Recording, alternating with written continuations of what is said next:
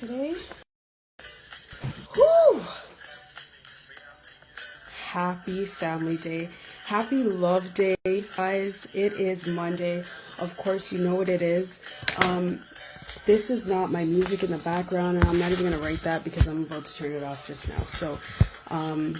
But I was vibing just a minute ago, and I said to myself, let me vibe with you, because if you guys remember, if you're my day ones rocking with me from back on Unity FM, you'll remember that I used to love to play R&B hits in between our interviews and stuff. So I just wasn't talking all the time and telling you about different things that you could, follow, different people that you could follow, different products and services. I was also playing some R&B music, which I absolutely love R&B. So you guys definitely want to send a big shout out to Kid Cut, because today I was listening to his Twitch for the first time, and oh my gosh, I was like, man, you know what I'm saying? Like, I love me some R&B, so it just got me in the R&B vibe all day. I've been vibing, so I said, you know what? Let me bring you guys on the vibe. So, happy Family Day. Yesterday was Love Day.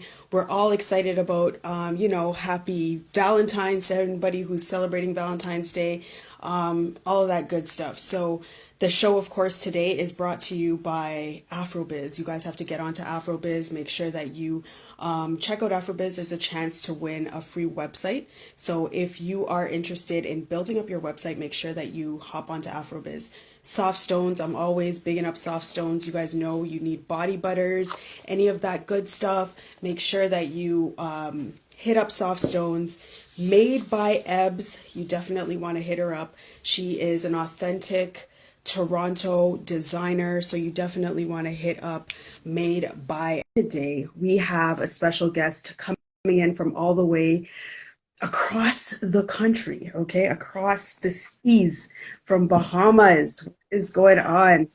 Hello. Can you hear How me? are you doing? I can hear you. I can hear you. Great. Can you hear me? Yes, I can hear you great. Awesome, awesome. So how are you doing today? My name is Scott Adderley, Philip Scott Adderley. Thank you for having me on the show, Ellie. This is a new experience for me.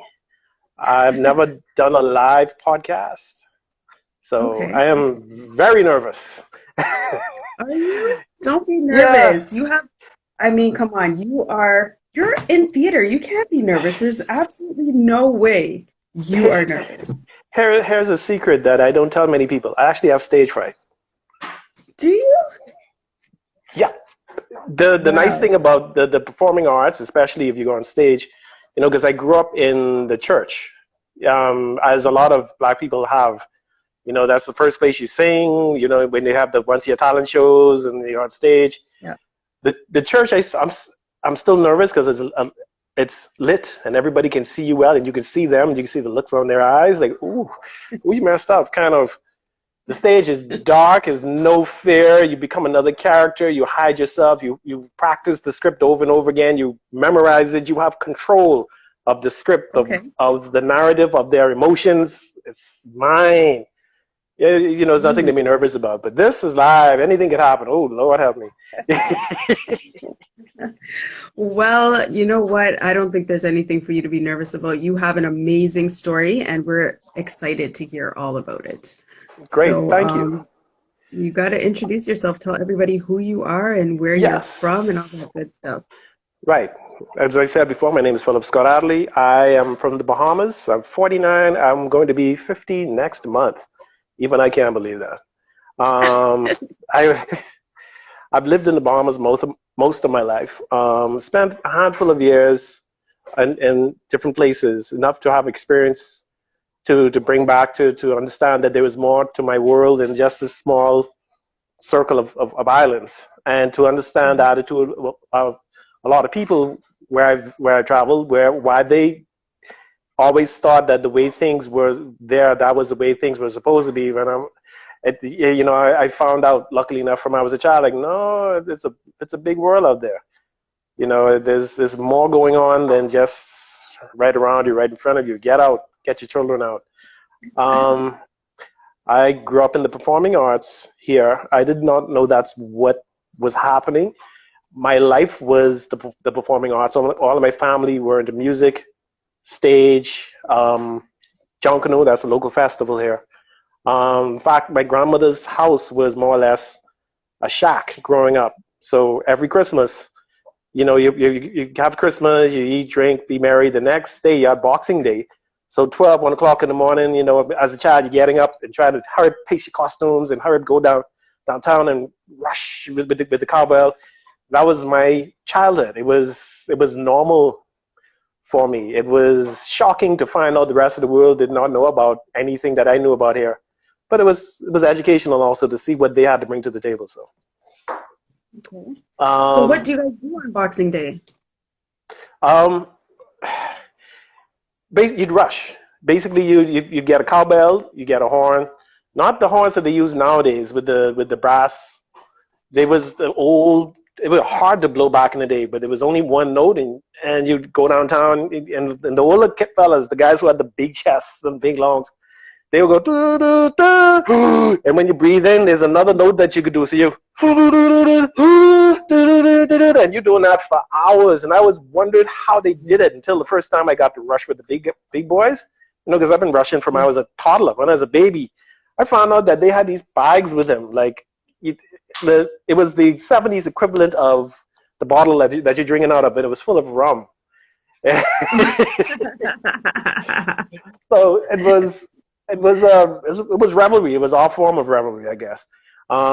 It is very similar to the way that they do it in Carnival in Trinidad and Guyana, where it looks like they're partying and doing something similar to Brazil, but when you dig into it, it's all about struggle. It's all about it is all about their culture. They have to struggle to get where they are, and it is an expression of their culture. Similarly, Junkanoo here is an expression of our conservative culture and the way that we express ourselves. There's not much skin being shown here. No. Nah. No. But, and it's a type of music and it's a type of structure. It's very structured. It's not party all over the place. Each group is contested by themselves. They're fenced off. It's not like how it used to be back in the 70s. Anybody could go downtown and rush. No, now it's almost like a contest. It's pretty close to privatized. Not quite, but it's still the biggest attraction in the Bahamas right now. Tourists come for 3/4 of the population, regularly come out to see it, at least on this island. And we have a population of 350,000, I think, on this island by ourselves. So it's huge. But that's what we grew up on. That's where I designed my first costume. You had to paste it yourself. You didn't get any help. So it was a lot of arts and craft involved, some engineering, and a lot of musicality. Basically, getting to know the herd mentality when you're with the group and you rush in, and that spirit descends upon you. And it is a spirit. Yeah. But yes, that's my childhood. Basically, the performing arts, music, church, Junkanoo. That was what I grew up on. That's my country. Okay. So then talk to us about your family and the history that they had in theater, because you have a rich history in theater coming from the family, right? Yeah.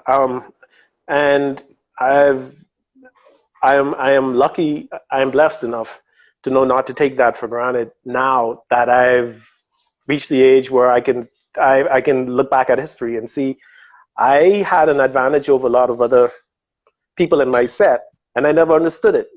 But they kept telling me, you're an athlete. You need to do better. And I'm like, what does that mean?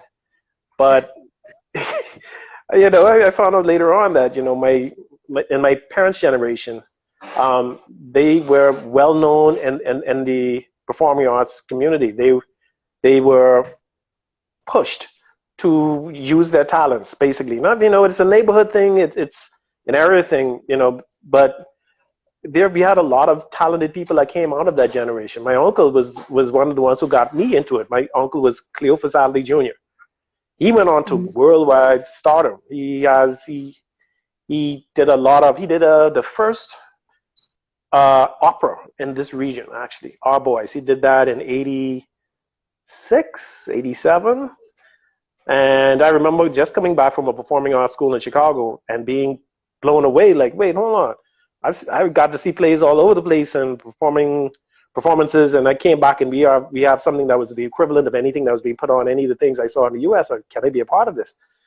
He's like, sure. And I just seen the Legend of Sami Swain that was put on for Queen Elizabeth. And he said, yeah, we have something going on next year. You can be a part of it. It's called Our Boys.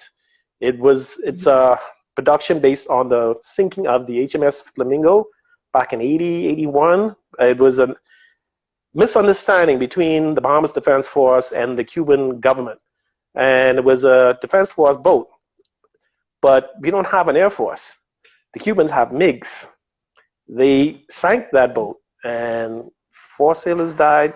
And Our Boys was an homage to that incident. It got its deserved acclaim, and it put his name out there. And he could pretty much write his ticket off after that. Now, keep in mind, I was only like 15 when this happened. It didn't occur to me how big this was. It started a lot of things. It also started my love of theater, because there's nothing like being in a packed. Well, at the Dundas Theater for the Performing Arts is where they did it. They took out the first 3 rows. We had the Juilliard School of Music, orchestral set, like 70 pieces spread out throughout the first row.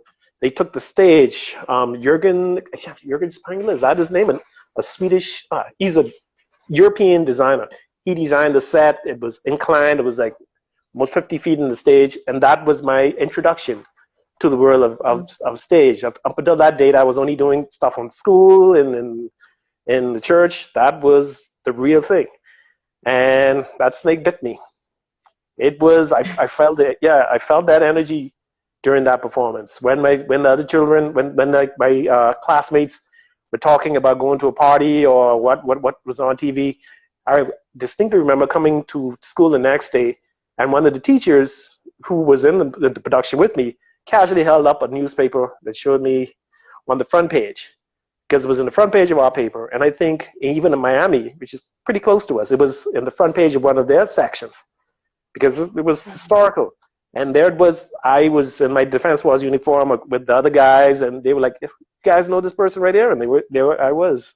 I'm like, wait, was that part of history? What's going on here? Slowly dwindle on me that I'm part of a bigger thing here. I'm actually privileged. But that started it. Awesome. Well, you mentioned you were coming from Chicago when your uncle was putting on this play. So was that like your first time traveling abroad to what were you doing in Chicago, I guess? My parents decided they were unusual. They were progressive for that period. I was like 79, 80. I was like 8, 9. My sister was much younger, and they decided to go off to further their education. First, they went to Chicago, Minnesota for like 3 years, and they went to Chicago for 2 years. And we got a chance to experience different educational systems. The Minnesota experience was very experimental. We were on campus and St. Cloud State University.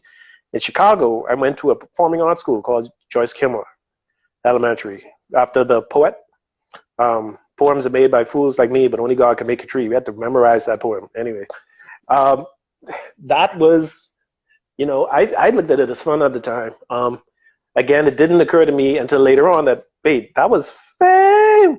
I'm gonna live. That was what that was, because we were graded on what we wrote. They made it fun. They were like, okay, these are the words you got to write today. Okay, now you have to write a play based on those words, a short skit, once or twice a week, and then we had to do a huge play at the end of the semester. Each grade had to do their own. We were graded on it, so I got the chance to learn blocking, creative writing, a couple of things along those lines, acting, singing, whatever you needed to do to, and you learn the process. And my sister, Tanza Adderley, she did the same thing. So when we both came back to Nassau, we were, as another playwright once told me, because she graduated my sister, it was obvious that there were things that they were taught that we were not. Basically, we were ahead of the curve, because we already had a certain skill set that superseded anything that they would teach you. They don't have anything like that here. So, Wow. but Wow, yeah, that's I was lucky amazing. enough. Yeah, I was real lucky to be able to experience that, and I treasure it. Phenomenal. Phenomenal. And so did you go anywhere else to study theater? Um, I for theater, no. The unfortunate thing about living here in this country is we don't have a heavy performing arts scene going on like that. You can't do that professionally. So anytime I did go up to study, that's something I had to do on the side. I had to do it in my own time. I went off. I did business management at one point. I've done a lot of certifications, IT certifications. I have a couple more I have to study for. But no, I never did really get a chance to go. I wanted to go off and study acting. But what happened though was uh, a lot of the teachers ended up being persons that I worked with. The music teachers, the acting teachers, they all were in my family. They all happened to be. It's a small. It's a couple of people who are very prominent, and they teach this. They do this professionally, and every step of my life, when I had free time, they drew me in. Like, okay, we need you to learn how to do this. Basically, my that goes for my uncle when he started the National Youth Choir in 91, 92. And later on, when I dropped out of that, 97, 98, Ring Play started. And Philip Burrows, that's my uncle and that's my cousin, they were the more preeminent persons in their respective genres. And he invited me to be a part of that and later join Ring Play. And I always remember the first play I ever did with them was Macbeth. And I was one of the witches. And I'm like, how do I do this? And something in me is like, you're an actor, right? You can act, right? You can do this. Pull it off. But yeah, I didn't know beyond that initial training.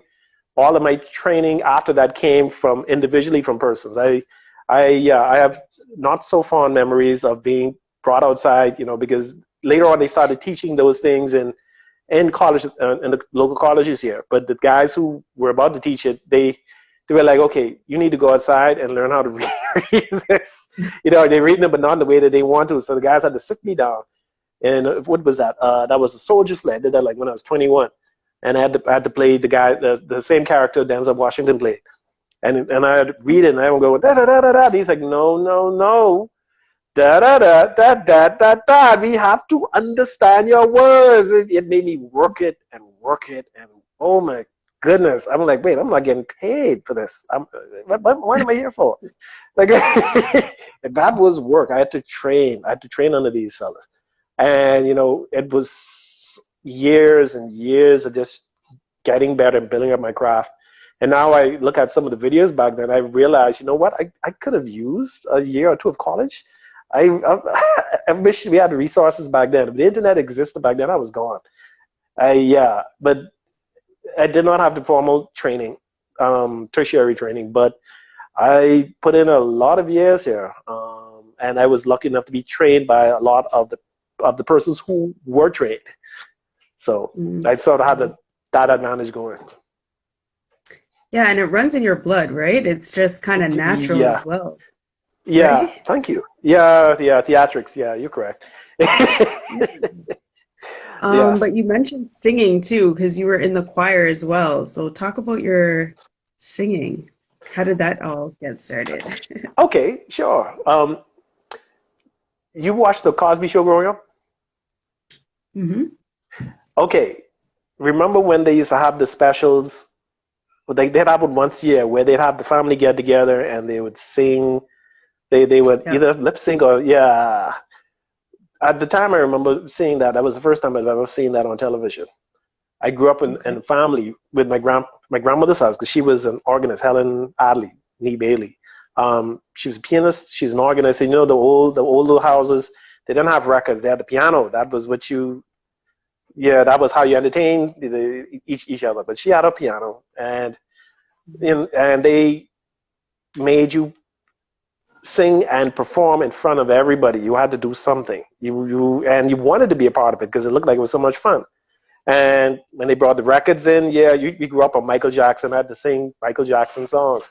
Before Thriller, I was always flabbergasted. Like, when I went up to Minnesota, I was literally the only black guy in my grade.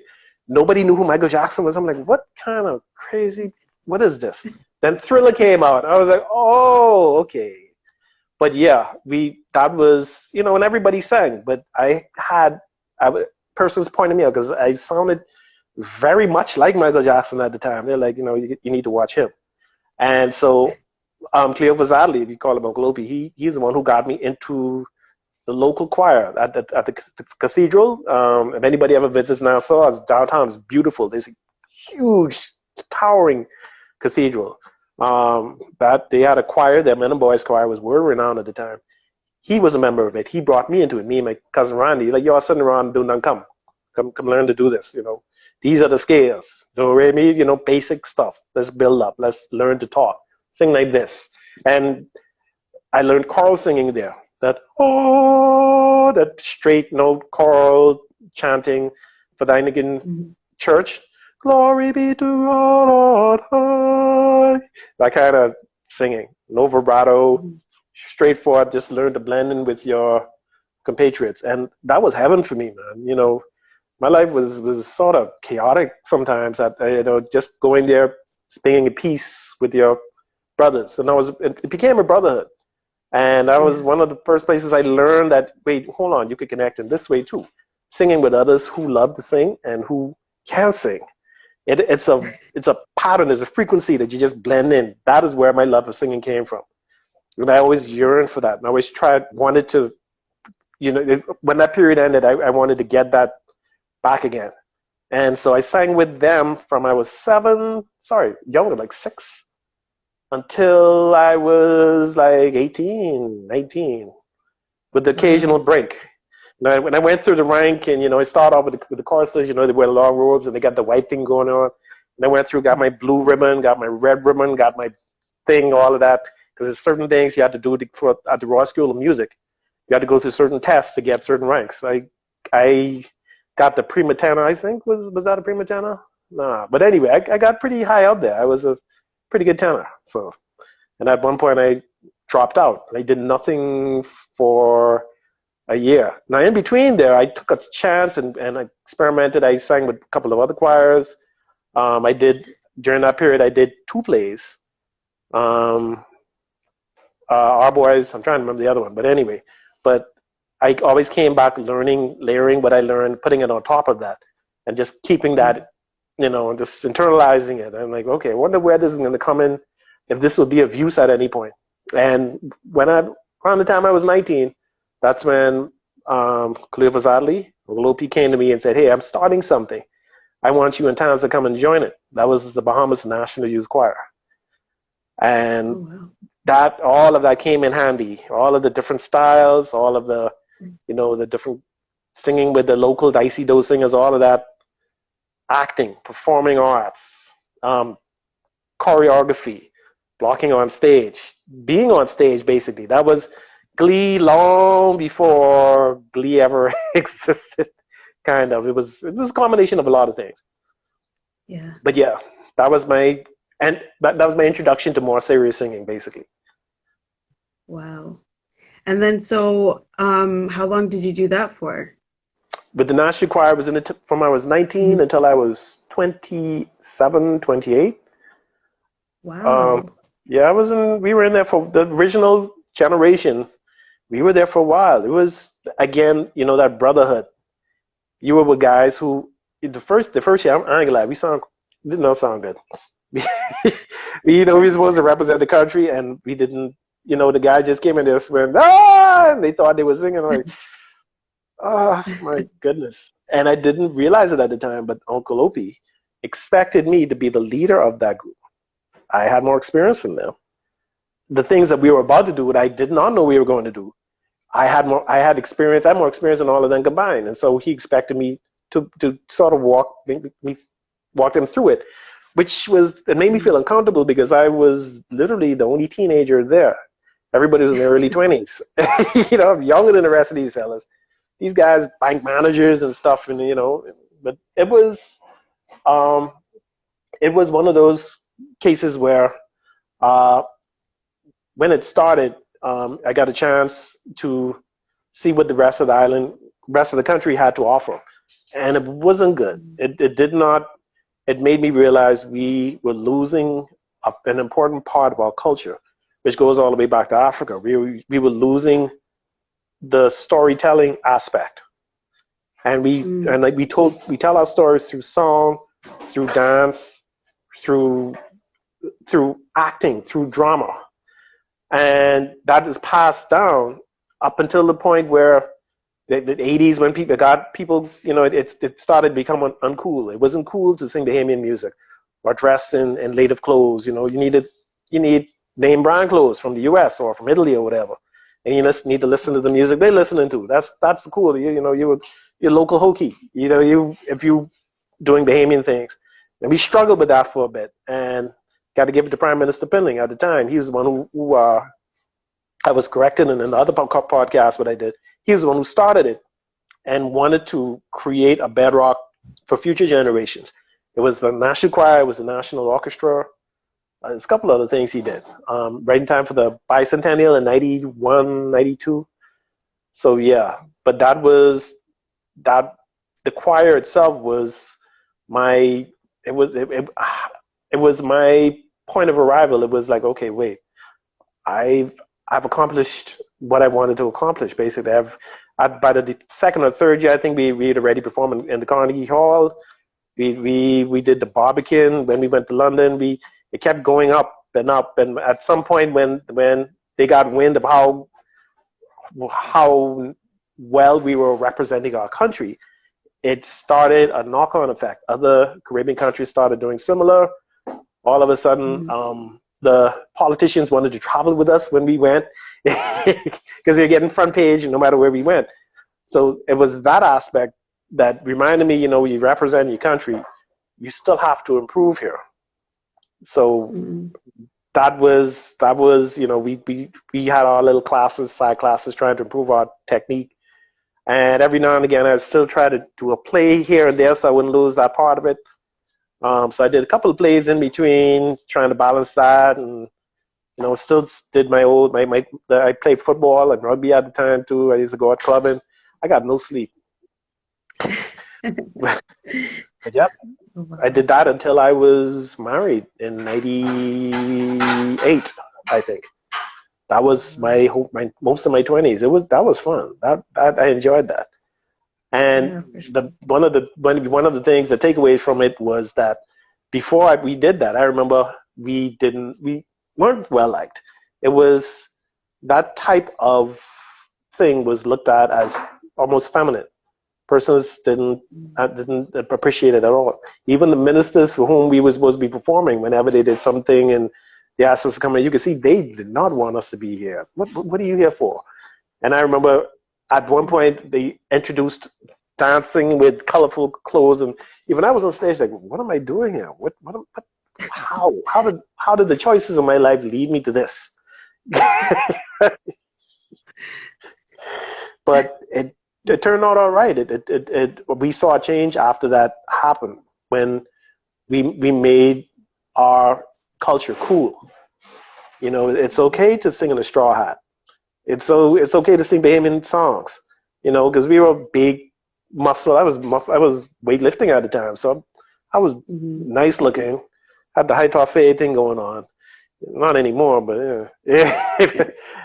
But we were on television all the time. We were in the newspaper. Whenever we traveled, whenever we were in the competitions, we would win or come second place every time. We represent our country well, I thought. And again, the performing arts part of it was addictive. When you're on stage and you have control, you've already performed this song hundreds of times, so you already know it by heart. You know what's going to happen when nobody in Canada has ever heard of any of these Bahamian songs, so they don't understand our culture. So there's some surprises. What's going to happen when it pops up and you're anticipating that and you're pushing that emotion in the crowd, and when that happens, you see that somebody in the audience go, and you're like, yeah, gotcha. It's all part of the performing arts. So I got to explore a lot more later on. But that was my introductory. I thought I was done. I thought, I did Carnegie, Carnegie Hall. I thought, oh, I'm done. Nope, I was not done. That was not even close to what would come later on. I'm proud of that though, because it's still going strong, by the way. National Really? Choir still going very strong, and they're still representing the Bahamas. And Wow. sadly, Uncle Opie, he died 4 years ago, I think, That's 5 years. amazing.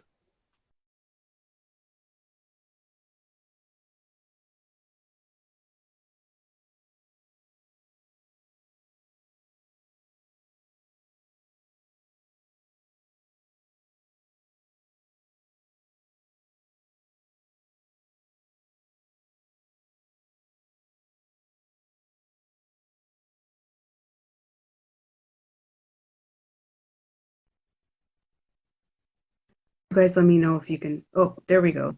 Okay, I'm back. Perfect. Yes, you're back. Okay, thanks. Yeah, but he left a legacy behind. It's that is accepted now, and a lot of persons who would not have done something like that, when they saw us on stage doing it, they came out of their shell, basically. Especially young men who, were teased for who they were, basically, and they really wanted to express themselves in different ways. And so you have a lot of guys who came up, and they tell you, you are idols. So Wow, I'm happy with my time in that choir. that's amazing. Yes. So, what are some of the most memorable places that you guys traveled to, or some of the most memorable contests you would have had? Um, that they I'm trying to remember some of the contests. I think there was when they went to Scotland, there's an international choral festival that they took part. I think they won that. First Hmm. trip we went on, believe it or not, was international. Was Canada. Was we performed in some. It was Ottawa International Festival in '91, and it was in the middle of, looked like a forest. It had different areas for different persons, and that was the most memorable. The most memorable part about that was that we did not know who we were at the time. We had no idea how popular that would make us, because we barely were able to make that trip. We had no support here. We were not even sure, and as far as we were concerned, we were wasting our time. But we said, we worked very hard to get to that point. Let's go on the trip. Let's keep doing what we know we would be doing. But when we went over there, nobody heard of us, and the organizers put us on a small stage in the back of the performing area. I mean, it was tiny. I didn't know where they expected. It was like 50 of us.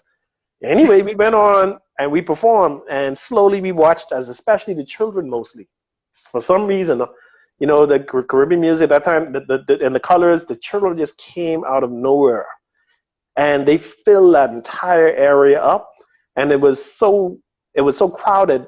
They ended up sitting on the stage while we were performing. After that, they put us on the largest stage, and that night we were on the front page of the Ottawa Chronicle. It was a newspaper, basically. It was a baby was shaking a cowbell. That's one of the things we shake a junkanoo. The piece ended with a junkanoo piece, which none of them had ever experienced before. And once it hit the front page, word got back to the Bahamas. And then everybody started making noise, and they started making calls, and they said they were to be on TV. And all of it, like, this is what you had to do? You had to come over here to hit it big? Really? But that got everybody's attention. And to this day, I especially didn't understand why every time we went away and we had notoriety away, there was a section of our countrymen who would only recognize us because of that. We had a section who were always behind us, but the ones who, the important ones, the ones we needed sponsorship from, you wouldn't hear about them. And all of a sudden you go to New York, like, oh, wait, hold on, okay. And let me help sponsor you. But yeah, that was memorable because it was a change in the year after that. After that, you've heard of Bahamian. Mm. Bahamian, Who Let the Dogs Out?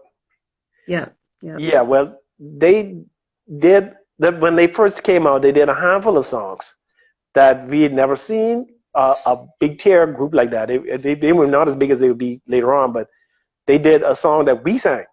And we realized, wait, the songs that we're singing, other persons are not picking up because they were old fashioned, just Bahamian tales, the things, blue hill, water dry, nowhere to wash my clothes. They singing them for generations and generations. They open license. All of a sudden, the larger groups were singing it. All of a sudden, they're putting it on TV. I'm like, oh, wait, the Bahamas is the Bahamas is now recognizing that it has songs that other persons abroad appreciate. So that trip sort of solidified that for me. Some of the other highlights were performing in the Kennedy Center in DC, performing in Carnegie Hall in New York, not Apollo. We did the Barbican when we went to London. There's a place we went to when we were in Hollywood. We went down to San Diego. We were not supposed to say who it is because we signed a contract. I don't know if that contract is still in place now that he has died. But anyway, we went to Neverland Ranch, coming towards the end of that was interesting. Wow. And they even saw that it was that, but it was a lot of little things like that. We'd be invited different places. It would be surreptitious. They're like, okay, you need to sign this contract. Okay, go. When we went there, it was bizarre. That was weird and fun. I don't know if we could have both at the same time, but what was it like? It was. We were there with other kids. I don't know if they expected when they said there was a youth choir. I think they expected a lot of children, but we were grown-ups, man. I was my mid-20s. A couple of years later, I was getting married, but there was a lot of. Imagine you go to your local carnival, but all of the rides are spaced out. This solidified in the ground like it's Disney, and all of the concessions are free. They literally have people like ice cream. Here you go, it's yours. I'm like, wait, I want to pay anything? He had his own private theater. All the things in the concession stand were free. You could the person serving it to you, and you could see they had like Disney movies. Like they had depending on what you wanted. You could ask which movie to see, but it was Dumbo and. It was weird. They had the bumper car tent a little bit over the side where you could do a bumper car. They had a train. We caught a train. That was interesting. Now I'm just remembering this. They had a train that went, and you could see some of what was going on. We passed a zoo at one point, and then I got a chance to see just how big that place was once we were on that train. It was literally 2 mountainscapes. And he had greened the entire valley. That was his property. That man was amazing, man. I was like, we never got a chance to see him, though, unfortunately. I would have loved to have met him. But I got a chance to see the ranch. But that's pretty special, though, That's definitely. It is. Thank you. Yeah, I appreciate that. It was. It came towards the end of that whole period, so it was a capstone. Like, I got a chance to see this, and that was it. I was out after that. Getting old, and younger persons are coming up. I trained who I needed to train. It was okay for me to move on. So, I see. Yeah. And then so you moved on. What else? What other theater performances did you get into? Well, we a handful of us in the National Choir, we were still a bit smitten by the acting bug, and we decided to put on a production ourselves. So we did Once on This Island. They got the license. We had persons in different circles come together to help. That's where the person I did it with, Brian Thompson, he rest in peace. He got the director of one of the church choirs to come and direct the band that was playing at the hotel further up, who one of our members was a part of. As time went on, all the different persons you're with, they became almost intermingled. This one knows that, performs with that person. And it's a small enough island, that's going to happen. So we all got together and did Once on This Island. That was in 96, 97. We did very well with that. And that was when the main theater on our island, the Dundas Theater for the Performing Arts, had a theatrical season where you had a number of productions on for that period, but it was still more or less amateur, if that makes Okay. sense. So it's you didn't get paid, but it was as professional as you could get in this country. Um, but that was more of drama, comedy. We were the first group in a very long time to come forward and put a musical together. And we had some pretty good reviews. We had actually one or two good international reviews, if I remember correctly. Everybody said we were tight. I was lucky enough to be cast as Papa Gay, Sly Demon of Death. Oh gosh. Yeah. And that sort of started something because I won an award for that. They had a local awards, a dance awards. I won for best. They had a couple of musicals, and I won for best lead actor in a musical. I still have that award somewhere, but that group dissolved. That was and we took parts of that experience, and we created the High Grove production company, and High Grove Singers came out of that. I'm still a part of the High Grove Singers to this day. But that spun off some other ideas. Right after that, Star Wars from the Dundas created another group called Ring Play Production, and I was a part of that. I asked to join that. That was literally like right after like late 90s, early 2000s. And that started another period in my life. But that was an important break. There was a before and after that. And Brian, he died a couple of years ago. We got a chance to do it after a couple of years after he died, and we did it for him basically. It was, and that was in 2017, I think we did it. So that it shows how far the Dundas has come because they did it as part of Shakespeare in Paradise Festival. We were the headliner on that one. So Okay. I was nominated for another award for that Icon Award. Okay. But my co-star Novi, she won the award. Two of us were nominated for best music, for the best musician, best singer, best performer in a musical. But it was fun to see my face on TV. I was like, ooh.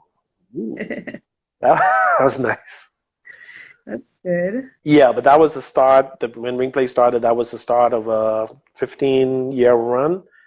That was the early 2000s up to 2015, 2016, and I really got sucked into that. In fact, I was in every Ring Play production for at least the first decade. I never missed one. I had the record. I think I still have a record.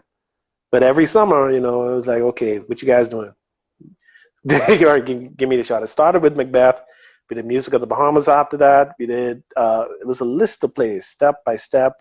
We did the Children's Tea. That was original by Nico Bethel, who's Dr. Nico Bethel, who's married to Philip Burrows, who's a director, who directed it. They're directors of the Ring Play production. Did a couple of short Bahamian plays. The Landlord was one of them. Single Seven was another one.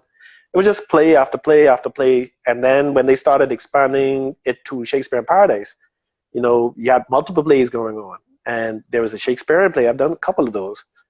Those are the hardest. Oh my God. Shakespeare. Have you ever listen? Yeah. Those words. Yeah, and there's a way to do it. Shakespeare don't mess around. Shakespeare will twist your tongue out. You come out, your tongue is a superior tongue. Once you've done a Shakespeare, betwixt and between.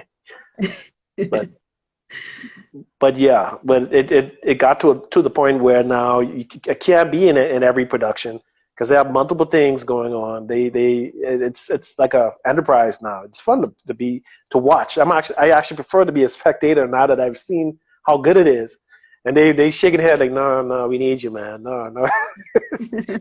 We knew you would do that, kind of. Wow.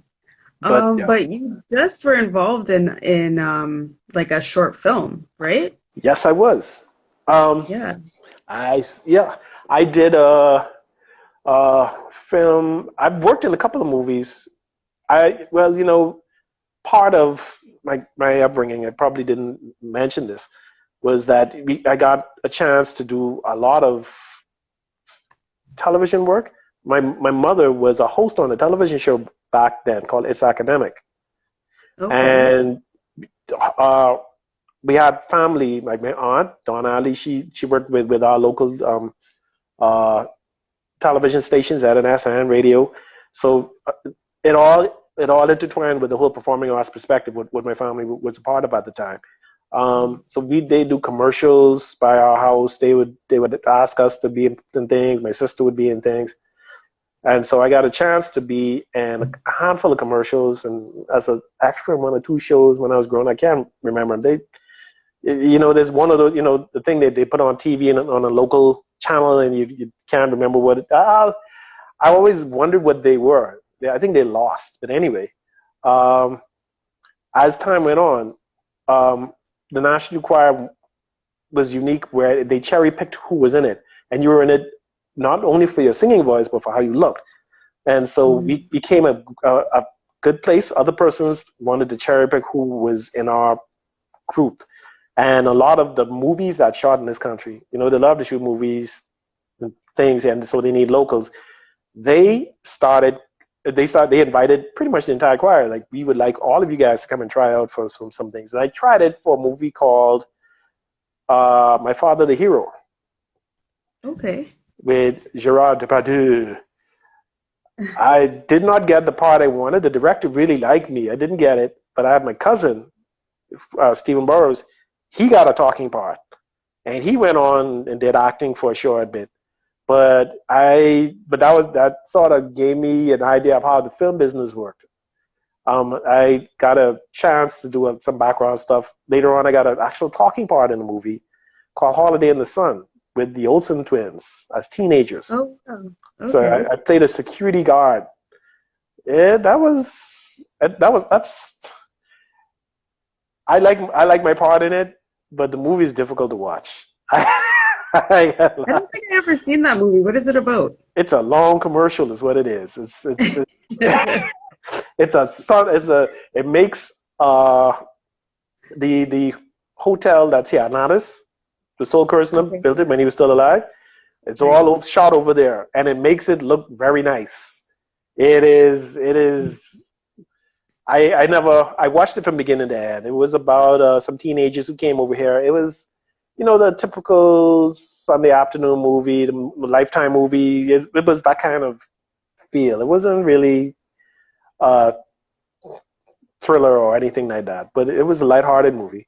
And I'm grateful that I got a chance to work in it. I learned a lot from that experience. I had to remember a lot because we used to do things like that when I was in the performing arts school in Chicago, where you had to know your blocking shot. You had to study the sequence of events. You had to listen to you had different persons who did different things, and you had to have that spot every time. Go here, say this. Go over there, speak this. Okay, your camera coming this way. Back off. Now come back, and you need to look the same way. You can't laugh. Yeah. and I got a chance to meet some up and coming actors. Some of them actually went on to do some cool movies. And one of the persons who were there, she is now in WandaVision, actually. But she was a young teenager at the time. She was very young. But that was my first movie. After that, I was in a show that that was like the early 2010s, a local show called Kibbe's Kingdom. Okay. I played older gentleman. I was an architect. I was going through a failed marriage. What am I saying? I was headed towards divorce. The irony of that being I was going through a divorce at that same time. And everybody kept coming to me. Yeah. Everybody kept saying, that looks so real. And I'm looking at them like, that pain, you can't fake that pain. that separation anxiety. So that was, I did 1 year of that. It went on for more than 1 year, but I dropped out after 1 year, which in retrospect, that was a mistake. I should have stayed on. And the most recent one I did commercials. I did a couple things here and there. They've been and not anything big, but voice commercials, radio, and television, and still help different persons with projects, and some persons like background singing for albums. It's like all over the place. Well, recently, they were, a friend I did a play with said I have another friend and they need somebody of your type, because I had a big beard at the time. That like the picture that's on my, yeah. I need somebody of that type to be the devil in this, in the short film. And I'm like, are you guys typecasting me here? But he did it, but it took a number of years, because you're working with the person, with the guy, and the staff, and you're doing it for free. So you're in this country. It isn't like in the U.S. where you get paid. There's union. If you're doing it over here, unless somebody comes in from a foreign country and is doing it, it's unlikely you would get the type of sponsorship you need. I mean, and there are times when it verged on being professional. Like I paid for Gibby's Kingdom. I got paid for a good portion of the work I did for Ringplay. And anytime they made a profit, money would come out. But you expect it to be amateur here. If you want to be serious, you have to leave the country. If you want to do this professionally, you want to do this full time. So this was like, okay, this young up and comer doing something. Yeah, let me help him out. It took him a good 2 years before we finally got it, and the script kept changing, kept evolving, I didn't like the script at all. It's better than it was, but basically, I got a 2-week notice that this is a script. Oh, by the way, we're filming. I was like, what? Really? What? Seriously? So I had to relearn a script 2 weeks. So yeah, that was called Devil in the Backseat. Mm-hmm. It was a short film. It was in like 2017. I heard it was nominated for a couple of awards in the Las Vegas Film Festival, but I heard I got some accolades too. And I'm like, cool. Anybody left their number? No? Okay, all right. Cool. Yeah. But yeah, that was fun. I just bought a digital camera, and so I got a chance to play around with the voice modulation, because it was literally, I asked him, hey, you had this hanging mic. I said, I got a digital camera. Yeah, we could use that. So I set it up in front of me and recorded myself in stereo, and I was able to do things I would not normally be able to do on the stage. I was able to do little low sounds, and it's a creepy performance. Were you able to see it? Yeah, you sent it to me, so I did watch it. Okay, you all right? Yeah, that was a first for me too, and that's something I would like to try. I would like to experiment in the future is audio recording, because that sort of like got me in that direction, because I bought the equipment specifically to do that, but that's the first time I got a chance to use it. I'm like, wait, hold on, I'm missing out here. So that's something that's drawn my attention. That's something, this pandemic, once this wavers just enough for to wiggle, I would like to pursue that at some point. But yeah, that's the most recent film that I did. That's awesome. Yeah, and then so like, how has the pandemic been for you guys over there? Like what? It's been devastating. The pandemic really hit us hard because, well, number one, our tourism industry is the number one driver of finance in the country. Most of our money came from persons taking a plane, staying in a hotel, spending their money, and leaving. And we have not had a tourist industry, a serious one, in a year. They recently opened up, but it's not the way it used to be. And we have a lot of persons who, depended outside of just the hotel on the tourist industry. You had taxi drivers, you had a lot of the local businesses downtown, and all the other tourist-related stuff. A big portion of our income is gone. So yeah, it's not hitting us well. And also, we're social people.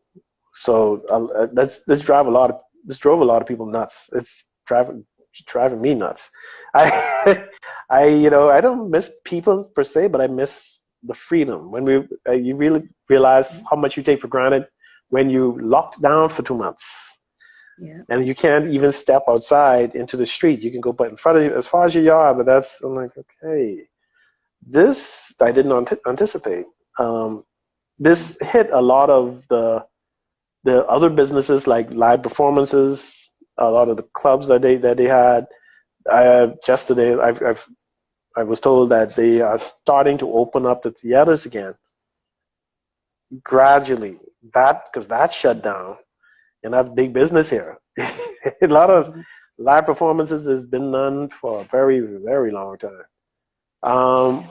But it also sort of it I don't know, it shook the confidence that this country had in other countries also, because we're watching as other countries mess it up and mess us up in the process, especially the US. You expect better of them. And they had 4 years of nobody doing anything. And here we are trying to make sure that nobody dies, because the nice thing about, one of the good things about living on an island that's 21 miles long by 7 is everybody lives on the same island. You're a politician, you can't get away from us. You live right there. Yeah. If you do something silly, you got persons who will walk up the house and tell you about it. So we are sort of responsible for each other to the point where we know, okay, wait, you say you're going to do this, but we know for a fact that, okay, it ain't feasible. These persons can't afford it, so we got to do this other way, kind of. In the U.S., it's sad to see that disconnect where it doesn't seem like they really care about each other, where they can just let things run rampant, where they can disconnect from the persons who are suffering. And so we've been watching it play out. We've been watching the virus mutate. And every time we think it's safe, every time we think we can open up, one of the uber rich, the 1%, but they call over there, a lot of them have places here. Anytime they come over in their private jet, it spreads all over again. And it's like, what in the world? These guys, do they pay taxes here? How do we have two laws? One for us, but these guys could go and come as they want and make it worse for us. So it shook our confidence not only in the systems that they have in the U.S., but in the way that we do our business here. We're going to have to change a lot of things after this. If this current government stays in, I see there's going to be a lot of change in power over the world in the next couple of years because of this. Yeah. But yeah, we are handling it better than some other countries. That's the best I could say. True. And you know what? It's sad to say this might have been needed. This might have been required for countries to not start taking their people for granted. There's some countries don't even have universal health care. We're working on something like that here now. But if every country had it, we would not be going through the issues that we're having now. All these people wouldn't have died. But yeah, it's making us take a harder look on the systems that we have in place and how we can improve them and how we can change things around. Also, I realized after all of this is said and done, I need a better man cave. Mine sucked. It really did. I will be prepared for the next one if they don't get their act together. I'm like, yeah, okay, I know what to do now. Amazon is my friend now. Oh boy, online ordering, that's a thing. I'm fully integrated. I thought I was an old fogey. Not anymore. I know how to order my food. Yeah. Have it delivered. Right? We all had to learn a few things, I think. Oh boy, they had apps that died because they couldn't get their act together. Like, no, we'll never use you. I want to eat. Saying that though, there was one thing I saw that is a little scary, and I was scared because that might be our future if we've been not careful. There was one day when, this is in the middle of pandemic, mind you, we decided to go out and get some pizza.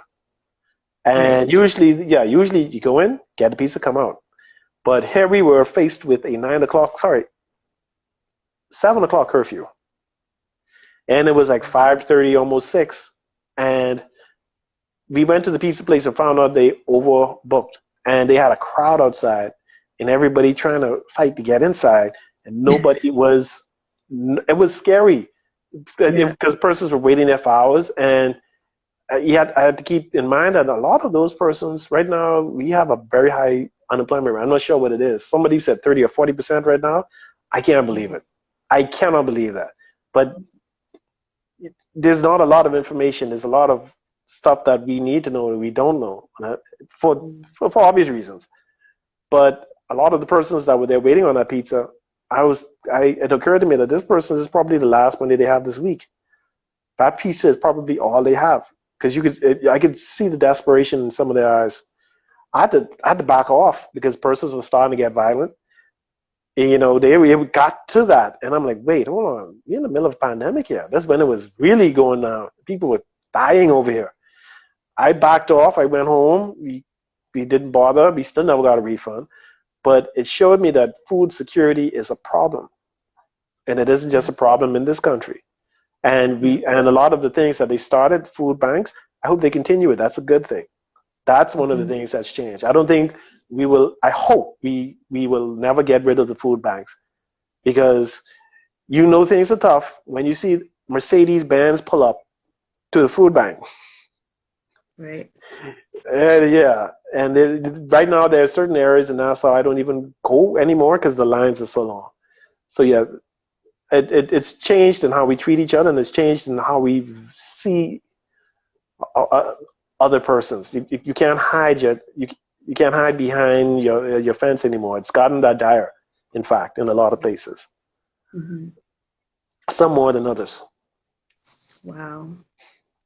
But yeah, it's important to understand the seriousness, because I think this really opened up our eyes to so much different things, and needs, things that we actually really need, like food and toiletries, right? But I'm proud, during this time, Black Lives Matter was born. Mm-hmm. Me Too really was already going strong. And if it wasn't for the fact that we were all sitting home watching with nothing to do but to watch what was on the internet, all of the things that persons were not paying attention to, now everybody's watching. Right. And I don't want to speak ill of other people or other countries, but I'm still waiting for certain countries to come to realize that all of the things they're saying, the world is watching them and judging them accordingly. Like, do you understand? You're doing this, everybody's home in a pandemic. They have nothing to do with what you guys and what you're doing. If you exhibit hypocrisy, it is obvious. So I'm wondering if they're learning the lesson that this is they have an opportunity to change things around. Some of them they're failing. whatever lesson they were supposed to learn, it's going right over their head. But you know what? I appreciate you asking me that question, though. Personally, I've learned not to take things for granted. I was literally about to go and visit my son, and I visited him I saw him like November, and I saw him December, and I'm like, I'm gonna come back again in February, March, and that was it. I could not, he's in the U.S. He just finished college, and so that hit me. Like, wait, I can't see my son? Like, whoa, how did this happen? How did you idiots let this happen? I was angry. Like, this is not my job to control. This is beyond my control. I realized, it is beyond my control. There's nothing I can do. So sit still. You can't take this on. I had to learn to relax more than I normally relax, basically. So yeah, I hope I've grown through this period more than I would have had this not hit. And I always remember the fresh air. Oh, the fresh air! I've never smelled fresh air in the city. It smells so good. The birds and the insects that came. I saw insects I've never seen before. So yeah, I appreciate that. I hope our future has more of that. We need to get rid of these gas cars. Diesel needs to die. Yeah, everybody's talking about that, kind of going back to basics, back to the way things kind of were before. We were really running on a fast pace. Yes. And so now we see how much we need to kind of slow it down. We don't want this pandemic to have to force us to realize the benefits and the luxuries that we were really taking advantage of. You know what I mean? You're correct. It has made me realize, too, a lot of the things that we were told are necessary are not necessary. It's not required to have a 9-to-5 job. You can do your job from home. Why are we going to work? it's not required for all of us to work 40 hours a week. You made more money with us working less hours. So That's right. all of this was an artifice all of this time. This was not real. Who decided this? Why did we agree to this? When did this start? A lot of it has opened my eyes to the way that society is run, and the fact that, you know, we don't need the billionaires, as AOC has said. They need us. Yeah, We are the essential workers. that's right. So yeah, I'm happy that that was exposed. I hope, you know, the younger generation, these guys are not messing around. I hope they capitalize on it. I'm here for them. Yeah. So Taking notes right now, because this is definitely going to change the world, because it's all over the world, yes, right? yes, you're correct. Have you caught up with what's happened in some of the other countries and how authoritarian they're becoming? From what we understand, you see, because our news system, that's the whole thing. That's why I like talking to different people in different countries, because Okay. sometimes you get a different look at things. So tell us what you know about what's going on. Well, I've been reading about some of the things that they're doing in some of those other countries, the moves China making on Taiwan, some of the things that are happening in a lot of those other countries where they're slowly just putting in the slides of authoritarianism where they can. I was worried about that because over here it has been run by one person, more or less. The competent authorities, what they label themselves, and they had de facto powers of sweeping powers to call curfew, to call lockdown, to order different things to change, as they saw fit. There's no debate over it. There's no law needs to be as they say it, so it's done. But one of the things that is a lot of persons were talking about is the fact that we haven't really. It's gone down. We flattened the curve we flattened the first curve. We've flattened the second curve. We've already flattened it. Why are we still in curfew? What is it that they're keeping everybody locked down for? A lot of persons brought up the fact that certain types of crime have almost been eliminated because of that. So, but a lot of persons, other persons, you know, disagree. Like, okay, that brings up the whole point. So this is a policing move. So this is authoritarian then. That's what this is. Right. Why, you know, so I don't have any rights? You know, there's a lively discussion happening right now, basically. And everybody's being very cautious and wary about the direction that we are going. Because we see what's happening in other parts of the world. They're using this as an excuse to go, this has polarized the world. Right. Either you're going in the direction of authoritarianism or of their conscience, where they see there is a need for certain things and a need to come together to help others, and they're doing that. And a lot of the European countries, especially, they're doing that. So it's nice to see.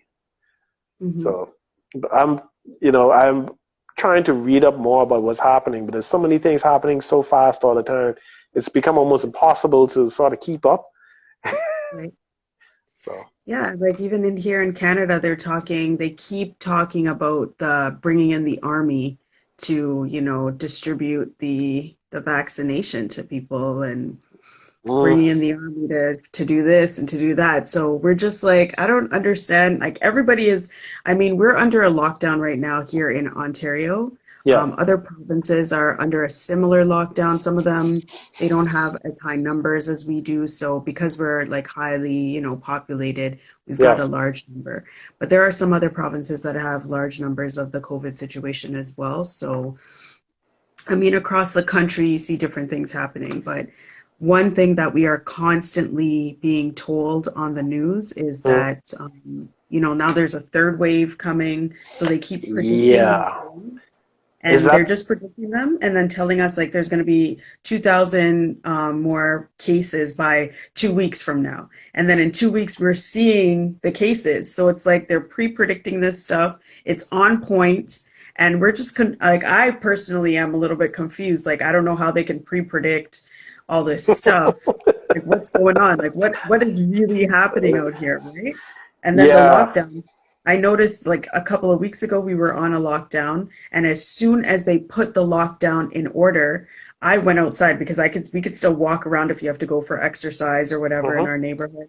And it was like the streets were more populated at that time after they had just said that there's going to be a lockdown. So as soon as people heard lockdown, they're like, I'm getting out of here. Like I can't stay home. I'm not gonna. It's just I don't know what's gonna be happening over here. It's crazy. Mm. It's Yeah. interesting they could do that over there. There are persons who are going to jail over here for doing that or being fined, and that ain't a small fine. Yeah. Well, I mean, you are being fined if you're caught having a party or a gathering or something like that, but you're really not fined if they see you outside. Like Okay. it hasn't come to that yet, All right. where it seems like it may come to that at some point, but Yeah. at this point right now, they've already said that the police officers could stop you, but they don't have a right to ask you too many questions or give you a ticket. Like they're still probably trying to organize our rights and how they can implement that kind of a ticket, right? It's a little bit Canadians are tricky, but so nice. yeah, we're trying to be, we're trying to be listening and obeying what orders are, to the extent that we Mm. possibly can, because it's rough. Like you said, it's hard when you can't go outside, you can't socialize with people, you're not used to doing the things that you kind of normally would do, it can be difficult, and we're dealing with this for a whole year now. So, Oh my goodness. Don't remind me. I can't believe it's been a year. I cannot believe it. I'm still yeah, in. We messed up. yeah, Hopefully, the next generation that comes after us will do better than we do. yeah, yeah, definitely, definitely. They better be taking notes. Hmm. Yes, well, I appreciate you coming on. I appreciate you talking to me and talking to everybody about all the great stuff that you've been up to. Of Thank you. course, talk to us about how you stay motivated. Like, how do you stay motivated? You're doing all this stuff for all these years. What drives you? Um, Before it was a yearning to please others when I was growing up. Other persons did told me to do this, so I'm doing this to please them. At some point, Mhm. when I joined the Men and Boys Choir, it was because it sounded good. It was a vibration. It brought me peace. Um, Right. and so it was for my own happiness, for my own satisfaction. Um, I've evolved to the point where it's there's only so much satisfaction you could get out of doing something for the umpteenth time, but it's all about the process of creation now. It's a spiritual endeavor for me now.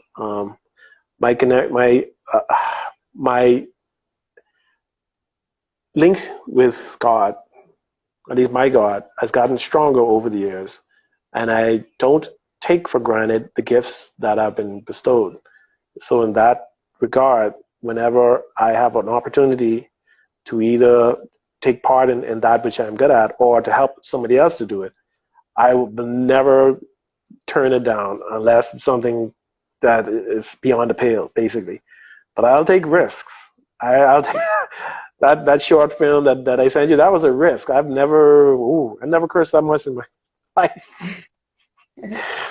But my motivation is if this is what I'm here for. This is what I'm good at. I'm going to do what I do to recreate the creation process. I'm not a woman. I can't bring forth life in that way, but I can bring forth life in another way. Mhm. So I choose to bring forth my own creation, my own interpretation of my art. And Awesome. I would love to get more and more into the original expression of my art at some point. I used to be. I never mentioned it, but I was very good with pencil, with other art forms, with sculpting, that kind of thing. So Wow. uh, I'd like to get back into that. When I got into computers, I got into 3D modeling and that stuff. So that sort of sucked me in. But I'd like to get back into the physical manifestation. Cool. All right. And then, so do you have like a favorite quote that you kind of go by, something to inspire? Sure. Energy follows thought. The idea I love being, um, nothing is impossible if you are going to focus on it. You focus your chi in that direction. The energy will come along with you on that road, with you on that trip. You'll meet the persons. If God if you believe that God is there for you and God is with you, you will meet the energy that you need to carry that trip to its conclusion. So naturally, energy will follow thought. Awesome. Sounds good, Scott. All right. I want to thank you so much for joining Thank you. me again. Thank you. It was a pleasure being here. Awesome. All right. Well, we will definitely be in touch, of course. Yeah. And let me know when you have another one of your projects coming out so that Sure. we can make sure we support you. I will. Thank you. Right. Appreciate that. All right. All right. I'll see you later. Take care. Take care. Bye. Bye. All right. That was great, guys. Scott is amazing. Okay, Scott is coming all the way from the Bahamas, talking to us today about his journey and his experience in just being an actor, being into theater, being out there, putting his artistic abilities out there. So we are, pleased, honored, and just, excited to have him on the show, coming all the way from Bahamas. So definitely an honor and a pleasure for me to have him. So, guys, there's so many takeaways from this, but most importantly, he talked at the end here about energy follows thought. I love that. I can't wait to meditate on that that quote tonight. That is very inspirational because, as we know, mindset is everything, right? Mindset is everything. So whatever you put your energy into, it's going to follow through with your thoughts. So that makes a whole bunch of sense, right? Energy follows thought. Of course, guys, I just want to thank you guys for popping on. Today, What's the 411? Every single Monday. I am so excited because I have so many different things happening this week. Of course, today is our show, but towards the end of the week, you know what it is. On Saturday, we have the huge summit that I have been preparing for all these months, just trying to curate everything to make sure it's perfect for you guys. So we have the summit coming up finally Saturday, February 20th. If you haven't registered for the summit, you are slipping. You need to link in my bio, register for the summit, and then attend it because it's going to be totally awesome. We have a whole bunch of different talent coming to the table, a lot of products and services that are going to be given away, free giveaways, okay? We have people coming on to talk about a whole bunch of different things.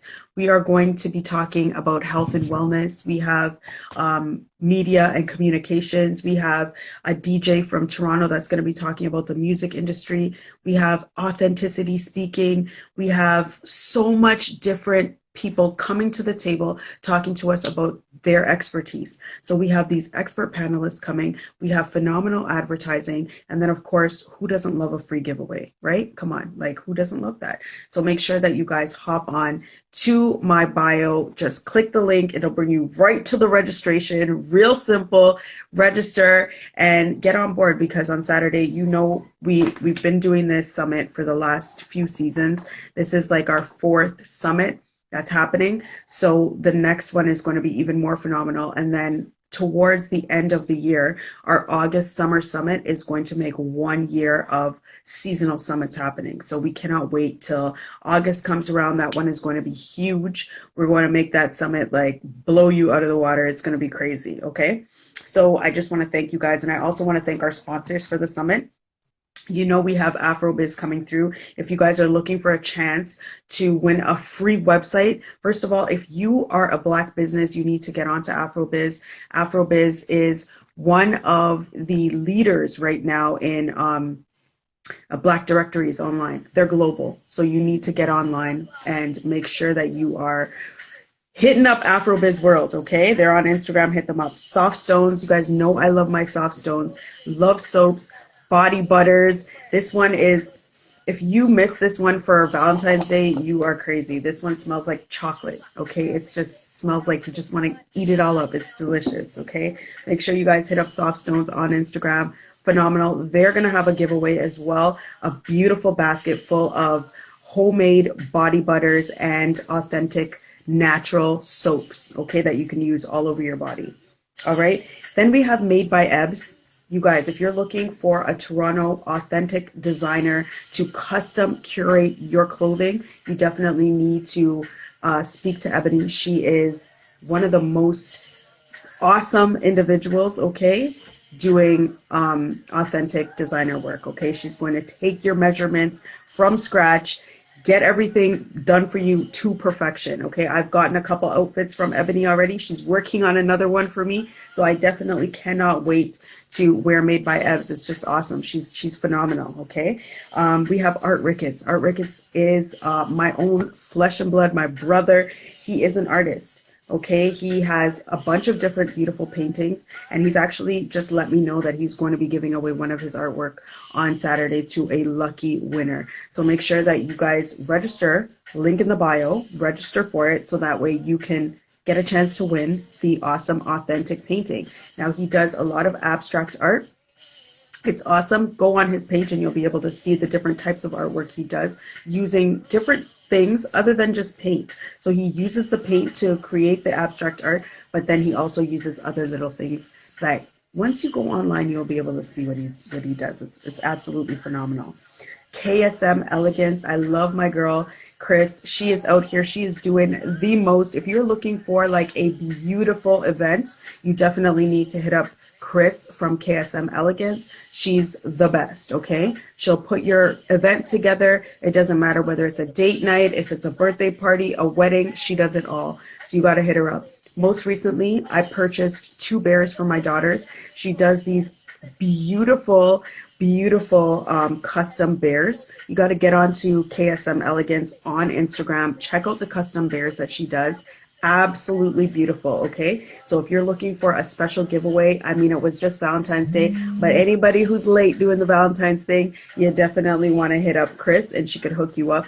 Birthdays, anything. I mean, those custom bears are definitely awesome. So just order one. I'm actually going to be ordering my mama bear because my daughters got their little bear and I'm like, wait a second, these are beautiful. I need one for myself. Okay.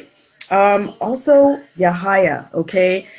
I love his enthusiasm. I love this guy's drive. Okay, he sold over 40,000 copies of his book, Struggles of a Dreamer. If you guys haven't heard about him, I don't know where you've been. Get on his Instagram handle. It's Yahaya Barua, and look up his book. You can, I think you can read like the first couple of pages, maybe the first chapter, maybe the first 10 to 20 pages. Not 100% sure, but you can go to strugglesofadreamer.ca, get on that, read a piece of his book. It's amazing. It's phenomenal. This guy, if you want to be inspired, you definitely want to listen to his book. You want to read that. You want to have that in your bookshelf so that you can continuously go back to that, okay? Then we have Sweetness Boutique, okay? Sweetness Boutique, I mean, custom, cozy, sleepwear. They've got the masks going on. They've got a whole bunch going on. So you definitely want to hit up Sweetness Boutique on Instagram and order something nice for yourself. I mean, yes, it was just Valentine's Day. I keep saying it, but at the end of the day, you need to pamper yourself all the time. Like, you deserve it. You deserve it, okay? Get Dripped. You guys know I love IJ from Get Dripped. He's always has me hooked up, looking drippy, fixing me up, and he's fixing up everybody, okay? If you can't get dripped if you don't got the sauce, okay? And only IJ can get you dripped. He can have you looking super drippy, okay? So you definitely want to hit up Get Dripped on Instagram. Great stuff. He's always coming through. If you have a brand, he does branding. He does it all. He does a lot of my 416 Love stuff.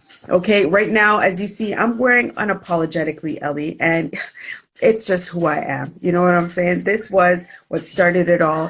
Unapologetically Ellie is the name of my blog. So if you go to 416love.com, you're definitely going to see the blog. It goes all the way back to 2017.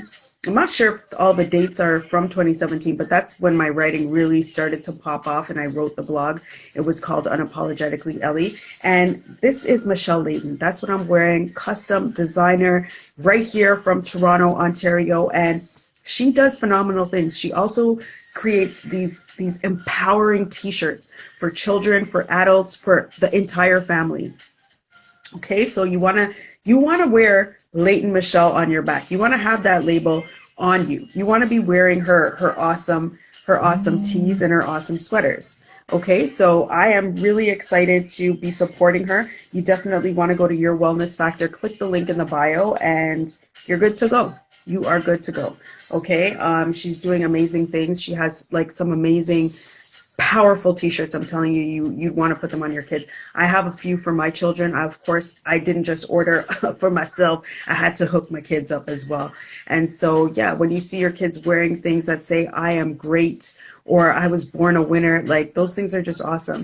And this sweater was actually custom made for me because she didn't just come up with Unapologetically Ellie, right? She had Unapologetically Me. And I asked if I could custom put my name here. And of course, she did it up for me. I have a t-shirt as well. So on Saturday, excuse me, on Saturday, guys, I'm going to be wearing one of her custom made Black History Month t-shirts for the summit. So I can't wait to show that one off to you guys on Saturday. And of course, I'm always lotioning up with my body butter from NK Soft Stones, right? And guys, I just want to thank you. I just want to thank you again for popping on. Thank you for listening. I appreciate you. I'm going to go back to my R&B. But before that, I just want to encourage you. We are in the midst of a 10-day challenge right now. It is day 6, I believe. We're doing the Lifesavers. And of course, I had to innovate the Lifesavers a bit. So check out my page. Tomorrow's day 7. And on Friday, we're going to reach to the end of our 10-day challenge, and it's going great so far. I want to push you to do the most, okay? Remember, click the link in my bio, register today. Well, visit 416 Love. There's a chance for you to click the link on how to order my book, Figure It Out. But there's also a chance for you to order the book, Figure It Out, excuse me, on Saturday. Okay, so you can figure it out on Saturday. You can have a chance to win a signed copy by yours truly on Saturday. So make sure that you guys click the link in the bio. One more thing, guys. I know today I'm just like, I am going off, right? So I've had the opportunity to work with the BBPA, the Harry Jerome Awards. And so they are looking for sponsors. They're looking for donations. They're looking for anybody to support the swag bags that are going to be given out for the Harry Jerome Awards. So most of you guys know about the Harry Jerome Awards right here in Toronto. They are like the utmost award show for Black elegance, Black excellence, everything Black. You know what I mean? So if you haven't heard about them, you definitely want to check them out. But most likely you've probably heard something about the Harry Jerome Awards. This award show is like the Black Oscars right here in Toronto. If you haven't attended one of these beautiful, awesome events before, you definitely want to support it. So you can support by donating a product or service, or you can actually just cop a ticket and then watch the Harry Jerome Awards. This one is going to be virtual because, as you know, this is what we're dealing with at this point right now. It's coming on Saturday, April 17th, so make sure that you book your ticket, reserve your spot, and just attend the awards. But until then, I will see you on Saturday. I'm going to be popping in this week. I'll probably be doing a couple more lives just to encourage you to make sure you register. Okay, so we're registering for Saturday's event, a seat at our table. It is coming through. It is going to be off the freaking chain. Okay, I can't wait. I'm just like, overflowing with emotion and gratitude for you guys coming to the last 3 summits that we've had. Like, just overwhelming a response, a great response from it. I'm just like, yeah, I'm just, excited. But anyways, guys, thank you so much. I appreciate you guys listening to the rant today. And I'm definitely going to see you for the rest of the week online, back and forth. And yeah, I'll see you on Saturday though, for sure, 100%. Okay, you guys take care. Curves the word, spins the verb, love